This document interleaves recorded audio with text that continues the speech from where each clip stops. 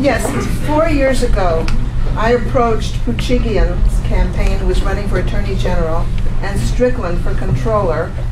Controller has his fingers on the purse strings, and told them, if you will have joint press conferences throughout California and declare that if elected, you will see that money stops going to sanctuary cities, a violation of federal law. They both said, what a great idea. Did they do it? No. Were they elected? No. Can you do something like that? Well, I can, and I've already criticized the sanctuary city movement itself. I mean, the notion that we're, the notion that we can just ignore federal law, and that people who take an oath of office in those cities, remember, the oath is to protect and uphold the laws and the Constitution of the state of California and of the United States. The notion that we just get to pick and choose like it's some cafeteria of laws is rather bizarre. And you know, the right answer, I mean, I know they're engaging in civil disobedience, but what do we normally expect of people that engage in civil disobedience?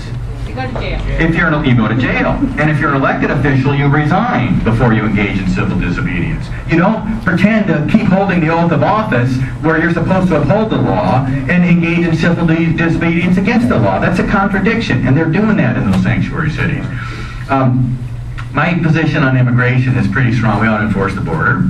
People said, we've got 20 million, maybe more illegal immigrants in this country. We can't deport everybody.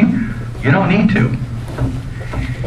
Go after a couple of big business owners who hire illegals, bring criminal charges against them.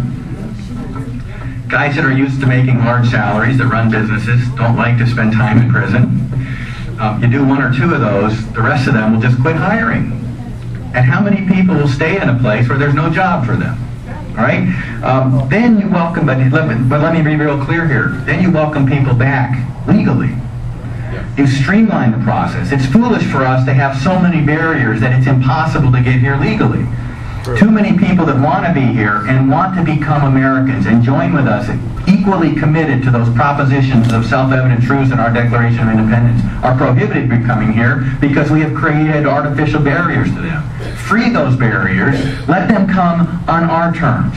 Let them join us as fellow citizens. Let them share our commitment to equality and unalienable truths and unalienable rights and consent to the governed. Let them become our fellow citizens, and we will embrace them. But to do that, you have to have respect for our laws.